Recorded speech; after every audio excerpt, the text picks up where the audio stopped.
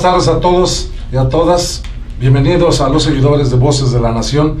Esta tarde estamos hoy aquí para conversar con ustedes sobre un evento político académico que tuvimos el día de ayer, organizado por la Fundación Rafael Preciado Hernández y la Fundación Konrad Adenauer, un foro internacional en donde participaron 13 países iberoamericanos con ponentes especializados, políticos, académicos, especialistas en la materia. El tema del foro fue las entradas y las salidas del populismo. Y el día de hoy le agradezco mucho que me acompañen para compartir con ustedes la primera parte de este programa al embajador Tarcisio Navarrete, a quien agradezco mucho su presencia, y a la licenciada Mari León, venezolana, que nos hablará también de este tema. Muchas gracias por acompañarnos. En la segunda parte de este programa nos acompañará don Carlos Castillo López y la maestra Marisol Perestello, que nos visitó de Perú para hablar sobre el tema del centro político y del reto que tienen los partidos políticos de cara a los nuevos tiempos que se nos avecinan. El día de ayer yo decía que el ejercicio de reflexión al que estábamos invitando, del análisis al que estábamos convocando, nos parecía oportuna, necesaria y yo decía incluso urgente, porque la amenaza del populismo en nuestro país me parece que está latente y queríamos, ante esta nueva realidad política que tenemos en México, pues hombre, convocar a especialistas en la materia. Entonces, el día de ayer, en este sentido, hablamos sobre el populismo y a mí me gustaría mucho que nos compartiera primero Mari León su experiencia en el caso venezolano, por favor. Bueno, muchas gracias. Un saludo también a todos los seguidores de Voces de la Nación.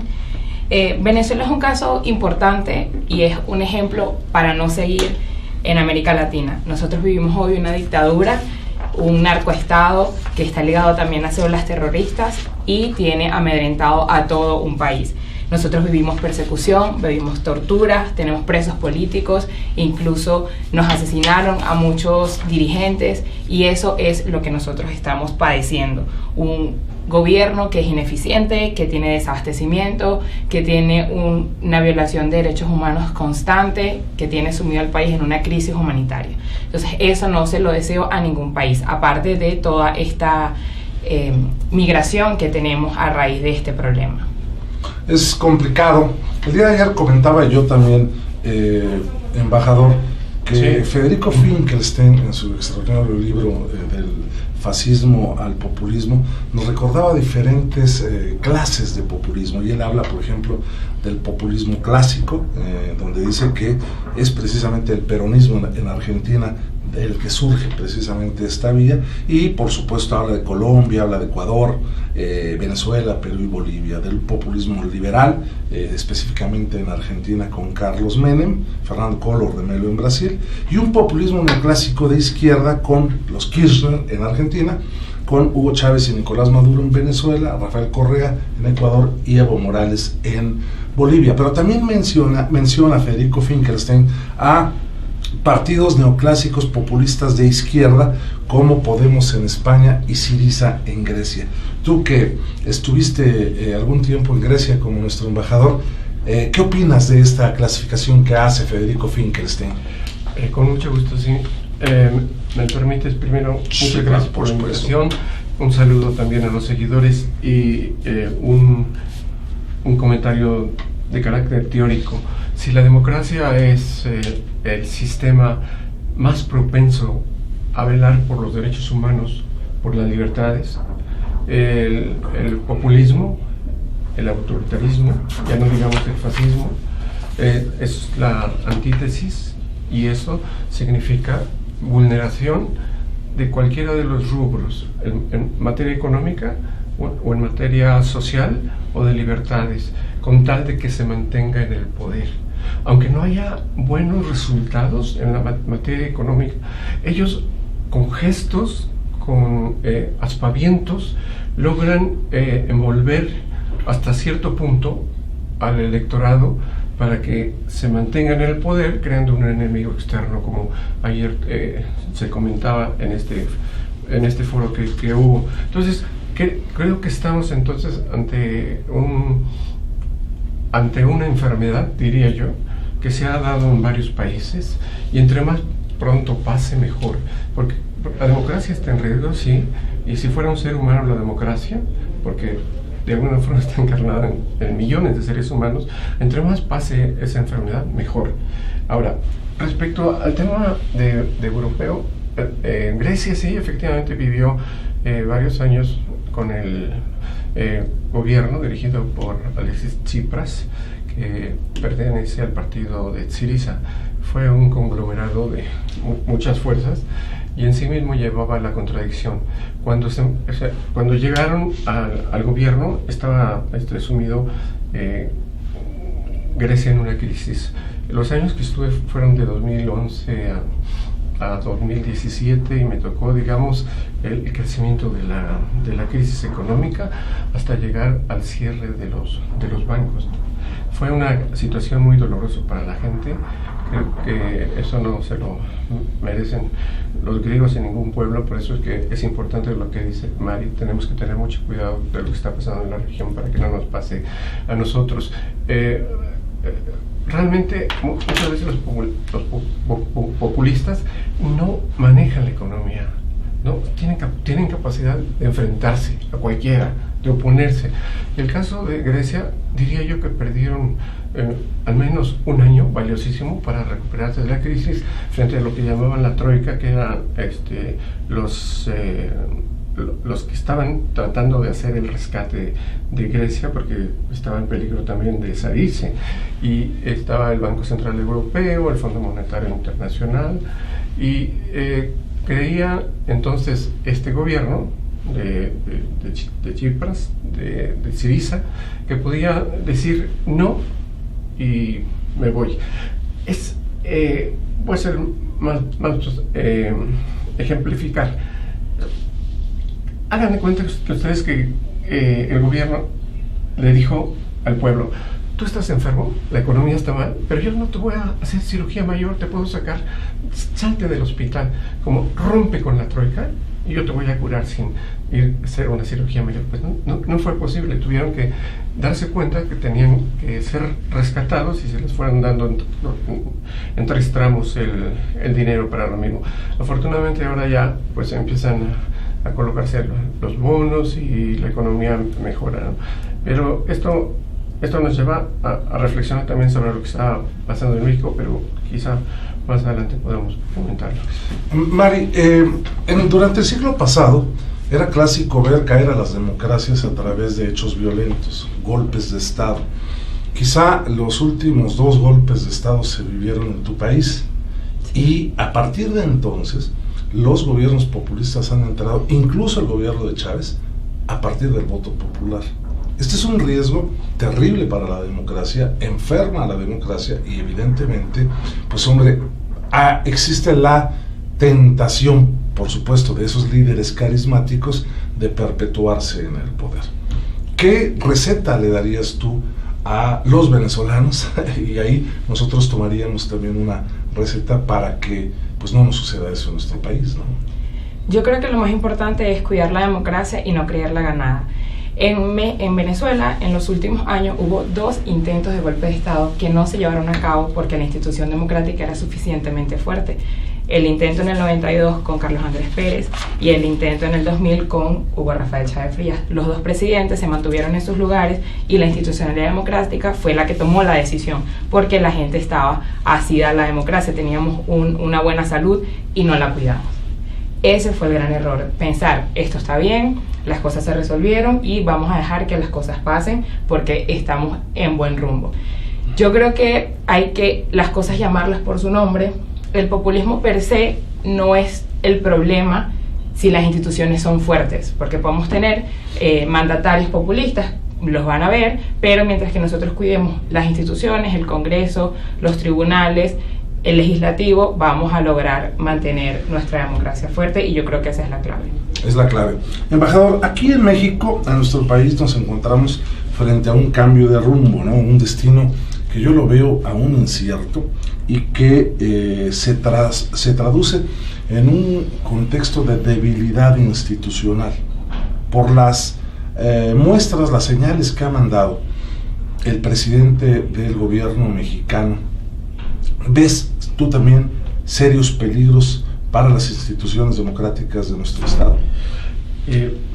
Lo puedo decir, pero lo han dicho ya muchos teóricos intelectuales de México, que efectivamente hay un ataque a las instituciones que vigilan, que transparentan el ejercicio del gobierno.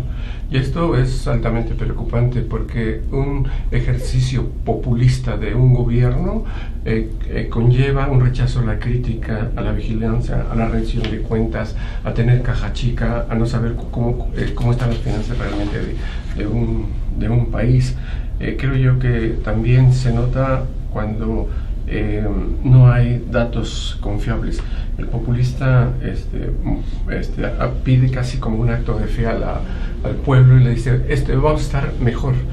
Un gobierno demócrata va ofreciendo hechos, no palabras. Entonces sí veo muy grave lo que está pasando en México, y voy a poner un ejemplo con la Comisión Nacional de Derechos Humanos. Es una institución que fue creada en los 90s y que ofrece precisamente ser voz del pueblo, voz de la gente, para denunciar atropellos de cualquier funcionario, de cualquier nivel, de sus derechos y libertades. Cuando un gobierno, sea estatal o federal, como es el caso, no hace caso de las recomendaciones, le está quitando la autoridad moral y está entonces poniendo en riesgo las libertades de los ciudadanos, ¿no? Entonces me preocupa, sí, mucho lo que está ocurriendo en México, porque se están limitando ejercicios del ciudadano como ¿no? De no tener un órgano que lo defienda, porque además es un órgano no judicial. La Comisión Nacional de Derechos Humanos es un órgano de acceso para cualquiera que va a presentar una queja porque un funcionario vulneró, sea en materia de salud o por agresiones, etcétera, ¿no? Entonces creo yo que sí hay preocupación de que se esté generando un autoritarismo. Y termino con esto. La frontera norte y la frontera sur de México son zonas susceptibles donde hay violaciones de derechos humanos. Y para ser coherentes, nosotros tenemos que denunciar las violaciones que Estados Unidos hace de los niños mexicanos o de las familias, pero también en el sur. Y el hecho de que en días pasados el gobierno haya negado la entrada a la Comisión Interamericana de Derechos Humanos para revisar lo que está pasando en el sur, me parece un signo negro realmente, porque entonces no permite entrar a esta comisión, que es la representación continental de la OEA, es la voz, los ojos, los oídos de la OEA. Y creo que hace ya buen tiempo que no ocurría esto en México, ¿no? Es decir, que no venga esta comisión. Un gobierno demócrata está abierto en lo interno y en lo externo, y esa es la prueba reina de un gobierno que es transparente, permitir que vengan organismos internacionales a fiscalizar. Vean, por ejemplo, lo que está haciendo Maduro, ¿no? Rechazando, echando fuera a las oficinas, criticando al alto comisionado de derechos humanos, no permitiendo el acceso a las cárceles, etcétera, ¿no? Signos claros de que hay graves violaciones de los derechos humanos, pero que el mundo ya sabe lo que está pasando, y es una enfermedad del populismo. En cuanto más pronto transite, mejor, para recuperar, como dice Mari, la democracia, que no la tenemos siempre garantizarla. Es evidente que prácticamente todos los países de Iberoamérica han tenido estas experiencias del populismo, y es evidente que en varios de estos ejemplos ha habido excesos precisamente en nombre del populismo. Para terminar, Mari, una reflexión final, por favor. Yo creo que es importante, si no podemos tomar las instituciones democráticas y mantenerlas, profundizar las instituciones ciudadanas. Las asociaciones civiles, la gente organizada es muy importante para hacer frente, porque los órganos populistas son muy de fe, de creencia, y ellos se organizan de manera natural. Y nosotros no logramos hacerle frente porque nos quedamos en la individualidad. Si podemos congregar a la ciudadanía en torno a ideas democráticas, vamos a tener un freno al populismo importante. Muy bien. Embajador, por favor, una reflexión final. Creo que Acción Nacional, desde su fundación, ha trazado un proyecto muy claro donde nosotros los mexicanos nos veamos como una familia. Incluso las fronteras realmente no debieran impedirnos mirar cualquier tragedia o dolor humano más allá, ¿no? Allí de fronteras. Y creo yo que es importantísimo que sigamos nosotros en el partido demandando esa transparencia y esa coherencia del gobierno. Finalmente tenemos que trazar un proyecto donde todos quepamos, ni blancos, ni negros, ni buenos, ni malos, ¿no? Todos estamos haciendo historia en este país y debemos tener un gobierno tolerante, incluyente y respetuoso de las diferencias que hay entre nosotros. Muy bien, muchas gracias, embajador, muchas gracias, Mari.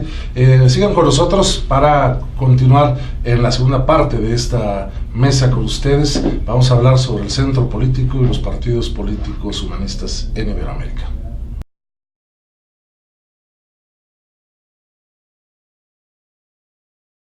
Muchas gracias por seguir con nosotros. Continuamos en esta tarde del día miércoles hablando precisamente de los resultados que tuvimos ayer en el foro internacional que tuvimos de entradas y salidas del populismo.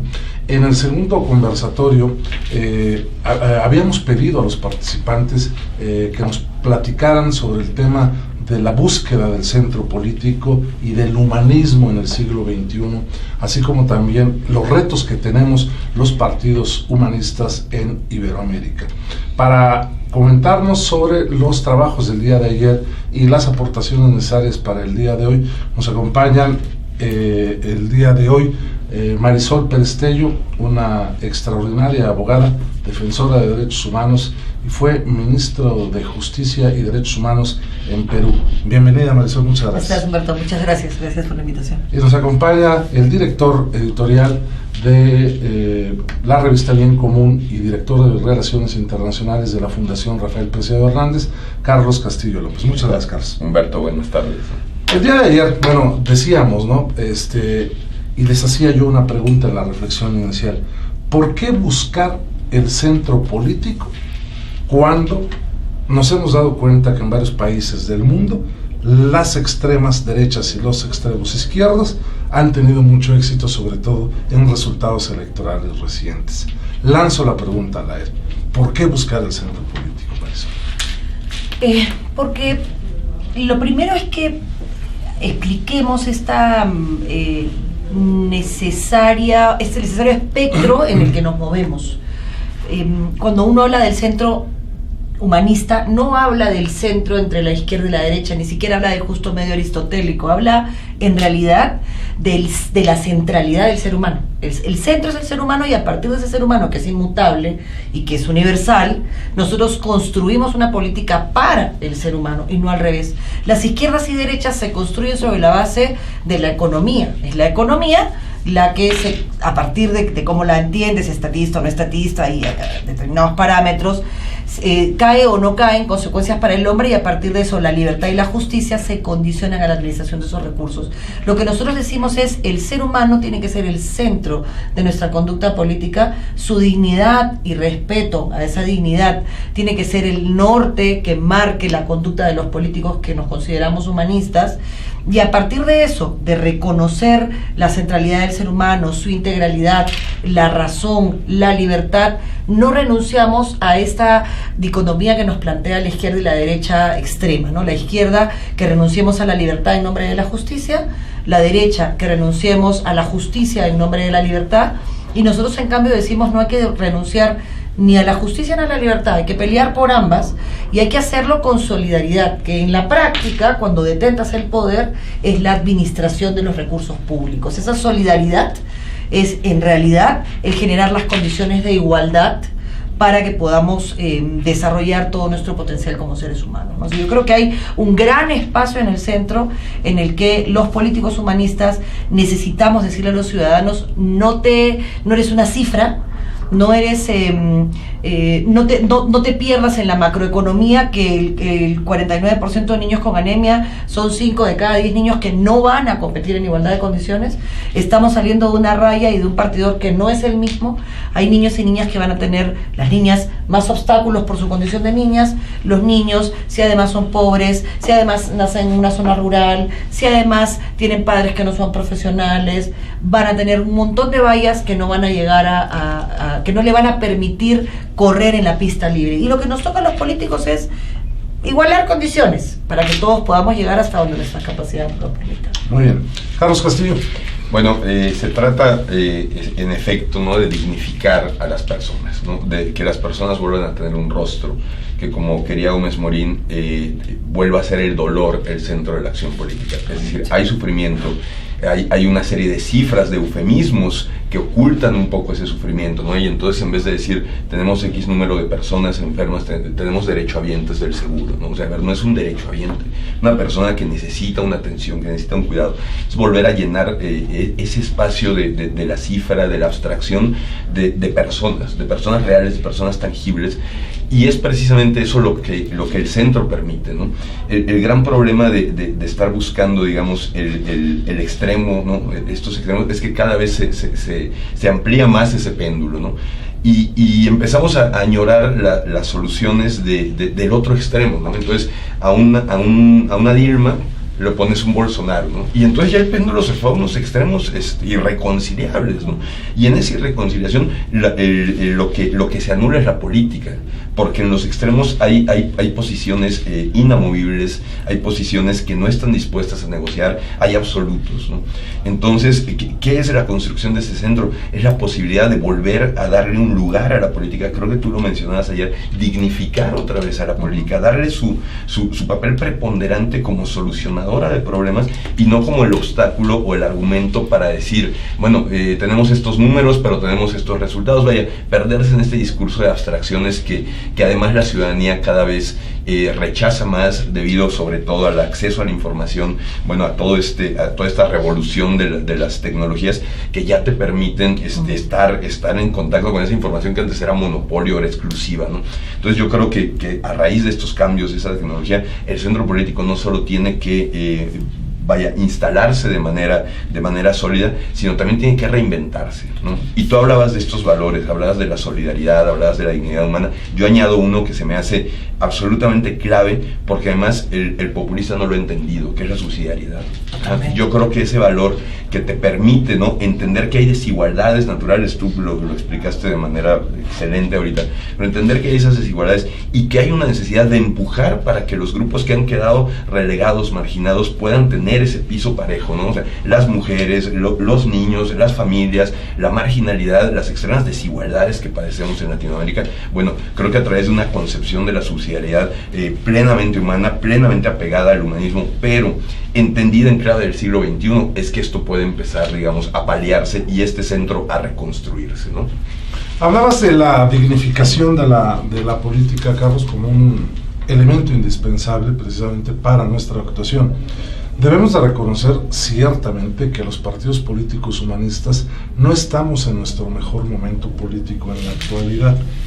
Esta dignificación de la política tiene que pasar precisamente por respetar ciertas cosas en los hechos, en la actuación propia de los políticos. Yo diría, rescatar la palabra en la política ayuda a dignificar la política y ayuda a rescatar las ideologías. Por favor, la palabra es la materia prima de la política. Si perdemos la palabra, perdemos el diálogo. Si perdemos el diálogo, perdemos la posibilidad de acuerdos, y eso es el fracaso de la política. Entonces, recuperar la palabra y además, creo yo, darle una dignidad y un profundo significado al sentido de decir una palabra, de comprometerse con lo que se dice, de tener claridad sobre lo que se dice, de que lo que dices, ¿no? Lo decían en el bloque anterior, ¿no? Hay una tendencia a las cifras no importan, eso es una disociación con la realidad tremenda, ¿no? O sea, los resultados no importan, tengan fe en lo que va a pasar. Sí. A ver, no, la política es de hechos, ¿no? La fe es otra cosa, ¿no? ¿no? O sea, uno puede tener confianza, puede tener esperanza, pero la política tiene que mostrar resultados tangibles, y sin duda el espacio de la palabra, de la voz, del diálogo, ¿no? Bueno, es la base sobre la que se funda la democracia, ¿no? Claro. ¿Qué opinas, Marisol? Creo que si algo hemos perdido, más allá de gobiernos o del ejercicio del poder en gran parte de los países en los que en algún momento lo tuvimos, es la capacidad de que los ciudadanos y ciudadanas crean en la política, no en el discurso, en el quehacer político. O sea, creo que los ciudadanos ya no esperan nada de los políticos, esperan solo que no se roben la plata. O sea, eso es terrible. Eso es terrible, y hay que decirlo, porque si no empezamos por asumir que parte de lo que hemos dejado de hacer o de lo que hemos permitido que se haga ha desacreditado la política, que para mí es sublime, que para mí es el acto de entrega de un ciudadano más grande que podemos hacer, lo más sacrificado que hay. Los que estamos acá en política hace tantos años sabemos que se hace de noche y fines de semana, y es no ver crecer a tus hijos, y es no estar es entregarse por el otro. A mí me parece un acto de amor, y te lo digo con absoluta convicción, pero en ese acto de amor nos hemos olvidado de ser capaces de sancionar al que se coló y se llenó de plata con el dinero de otros. Nos hemos olvidado de decirle al populista en su cara: oye, eres un mentiroso, lo que estás haciendo no va a tener las consecuencias que tienes, no me eches la culpa de lo que tu mediocridad no te permite hacer. Si sigues por ese camino, la consecuencia es que la gente se va a quedar sin trabajo.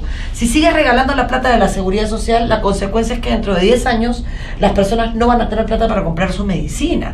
Y eso hay que decirlo fuerte y claro. Y también hay que decirle al ciudadano que la política es el arte de no crearle necesidades, de satisfacer las necesidades que por alguna razón no puede. Y acá está subsidiariedad, y permíteme añadir otra, que en países como los nuestros, con ricos riquísimos, pobres pobrísimos, también es necesaria, porque la subsidiariedad fortalece al gobierno local, porque no haga el grande lo que puede hacer el chiquito.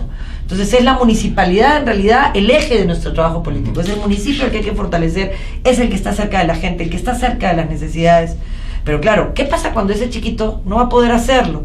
Entonces un Estado tiene que ser suficientemente fuerte como para poder suplir. Entonces aquí viene la supletoriedad. Si yo no te puedo dejar hacerlo porque no va a ser rentable una carretera, porque los carros no van a pasar por ahí, y sin embargo la necesitas para sacar a los enfermos, para llevar la fruta, para abrir tu mercado, entonces la hago yo como Estado a partir de la supletoriedad. Y creo que nosotros, los del Centro Humanista, manejamos los códigos desde México y Perú, que ponen al centro el ser humano, y que tenemos las herramientas políticas con subsidiariedad, supletoriedad, solidaridad, bien común, que en cualquier circunstancia nos van a hacer actuar igual, Humberto. Pero el resquebrajamiento de la moral y de la ética públicas han hecho que en el Perú, hace algunos años, en una encuesta se dijera que iban a votar por un alcalde X porque robaba pero hacía obra. O sea, que el ciudadano aceptara eso en su ADN. Hoy la vergüenza que ha sido Odebrecht para América Latina y para el Perú en particular ha hecho que volvamos a decir: no estoy dispuesto a aceptar que te robes mi plata, que es de las 4 horas que yo me tengo que levantar más temprano y que tengo que regresar a mi casa más tarde, que es el tiempo que le quito a mi hijo, que son mis impuestos para que tú los uses para hacer mejores colegios, para hacer mejores centros educativos, y no para comprarte tu chaquerita ni tu granjita. Porque si te la compras, me encargo de perseguirte y que te vayas a la cárcel. Porque ese es la otra gran tragedia de nuestros países: la ley, no hemos sido capaces de hacer que la ley se cumpla. Y creo que esos son los grandes retos que tenemos. Y el siglo XXI nos plantea varios más. Retos enormes. Aquí en nuestro país también hay casos de un alcalde que confesó haber robado pero poquito y lo volvieron a elegir, ganó la elección. Yo creo que en esta búsqueda del centro, del rescate de la política, entenderla como una actividad noble y superior, poner al ser humano en el centro, nos va a llevar y costar mucho, porque se ha deshumanizado la política. Yo recuerdo una historieta allá en mis tiempos de juventud, de niñez, de un gato muy gordo, Garfield se llamaba el gato, Sí. y el dueño se llamaba, me parece que John. Entonces John, de la que recuerdo, le decía a Garfield, Garfield, eres un gato con un poco de cínico. Y se volteó Garfield y le dijo, no, soy un cínico con un poco de gato. Entonces a mí me parece que los populistas tienen ese contenido de cinismo en su expresión, en su oferta política. Por eso en muchos de los casos son atractivos para la sociedad, porque es mucho más complicado hacerle entender al votante las bondades de la democracia, las bondades de la libertad, las bondades de la justicia, que ofertarles dinero que no es suyo y que les va a llegar a los bolsillos. ¿No opinas eso, Carlos? Vaya, sin duda es mucho más fácil, y es este análisis simplista de la realidad de la que parte siempre el populista, ¿no? Que otra vez tiene que ver con la polarización, es blanco-negro, ¿no? Es dinero o pobreza, ¿no? Es reducir la complejidad de la realidad a temas verdaderamente simples y hasta banales, ¿no? Como si la gestión pública, como si el trabajo político fuera una cuestión de me siento, lo firmo y se soluciona, ¿no? O sea, la política es compleja, ¿no? Yo no la sufro tanto, no la he sufrido tanto. Para mí es un gozo y es un optimismo.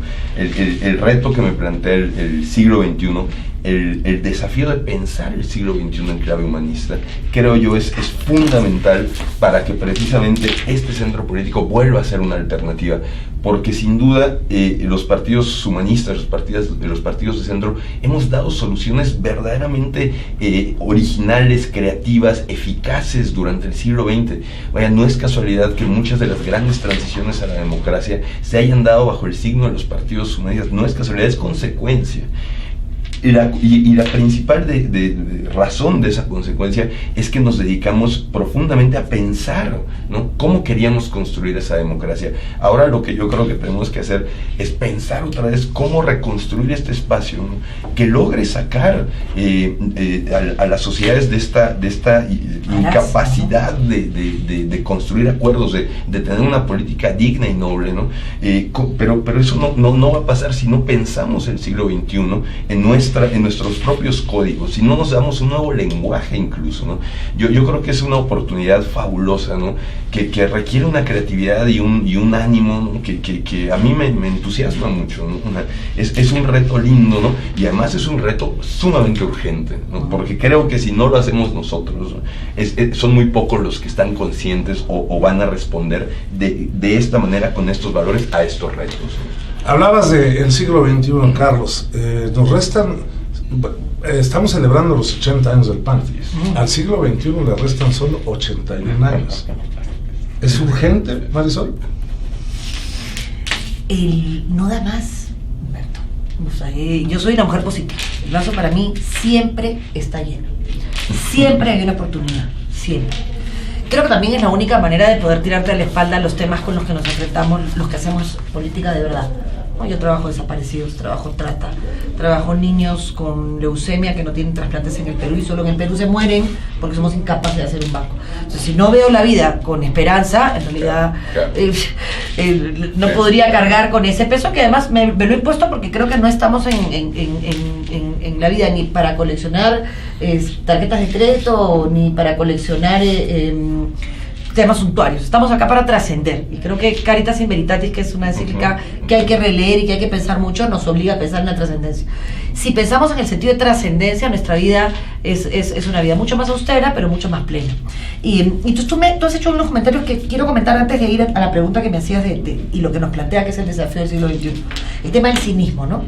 No podemos permitir que los políticos cínicos, populistas, que lamentablemente algunos gobernantes de algunos países, no voy a ofender a ninguno en particular, pero todos sabemos quiénes son, tienen una desfachatez al hablar de la política, y están socavando las instituciones, porque entre las cosas que el siglo XXI nos trae, además de la tecnología, de la información, con los fake news, también como contraparte a todas las bondades de poder estar interconectados, nos trajo al terrorismo con el 11 de septiembre a la puerta de la casa, porque siempre estaba ahí, pero a la puerta de la casa, al centro, al corazón económico de los occidentales, Nueva York. Pero además nos trajo, y eso hay que tenerlo claro, un narcotráfico que ha infiltrado en la política. ¿A quién le conviene el caos y el desorden? A los malos. O sea, no en términos de malo, malísimo y bueno, buenísimo, ¿no? A quien vive del crimen organizado, y a ellos les conviene todo este desorden, toda esta falta de respeto a la ley. Claro, los políticos que no hemos estado a la altura, porque no hemos estado a la altura, si no, no le habríamos dejado el espacio a Maduros, a Chávez y a Castro por tantos años. Y en esta búsqueda de la paz constante, Humberto, que es una cosa que yo siempre digo, porque hay que ser conscientes que en el equilibrio de poderes de los países, sobre todo las potencias del mundo, necesitamos sostener la paz. No hay posibilidad de una tercera guerra mundial, no la podríamos enfrentar, tendríamos una humanidad distinta, concebida de una forma distinta. Hay que pelear por la paz, aunque parezca contradictorio. Hay que pelear por la paz. Tú hablaste de algunas bondades que debían de guiar el comportamiento de los políticos, que tenemos el deber de marcar las líneas. Y las bondades de la democracia son los derechos, pero también los deberes. Claro. Y las bondades de la libertad es poder tomar decisiones, pero también asumir consecuencias. Y las bondades, y así podríamos hablar de todas las que nos trae vivir en un espacio de libertad. Pero hay que ser conscientes del siglo que nos está tocando vivir y de los retos que eso nos plantea y de las oportunidades que nos da. Nos da la oportunidad de transparencia, porque la comunicación puede ser usada para el mejor manejo de los fondos públicos y una ciudadanía vigilante de que la plata se use en lo que se tiene que usar. Y nos permite una tecnología que nos haga tomar decisiones sobre cuántos jueces, cuántos fiscales voy a poner en un lugar determinado, porque cuántos procesos hay. Nos permite saber que si hay desaparecidos en Veracruz, ahí hay un problema que tenemos que resolver. ¿Qué cosa está pasando? ¿Qué está pasando ahí? ¿Qué política pública hago? Nos permite saber que si de los presos, la estadística peruana es 6 de cada 10 no terminaron el colegio, oye, tengo que hacer una política pública para que terminen el colegio, porque si no terminan delinquiendo. Que si además esos 6 de 10 tuvieron violencia familiar, oye, ¿por qué violencia familiar? ¿Y por qué los juicios de violencia familiar se agudizan en esta zona o en esta otra? ¿Qué problema no resuelto tengo? O sea, la información, la búsqueda de la verdad de Platón, eso no ha cambiado. Es lo que nos va a permitir verdadera libertad. Yo creo que el siglo XXI nos regala la posibilidad de usar todas estas herramientas para construir un país y un mundo más humano, más justo, con mis discrepancias con China y su ingreso abrupto a una economía distinta a sus conceptos políticos. Necesitamos estar alertas y atentos a qué cosa significan los social commodities y el que supervise la conducta de la gente, y en función de solamente una universidad a otra, en función de lo que hacen o lo que dicen, monitoreados por internet. Todo se puede usar para construir o para destruir. Y creo que le toca al PAN, que cumple ahora 80 años, y a los 80 años mi partido cumple 52, por eso siempre, o 53, cito al mío, que me siento más en la década.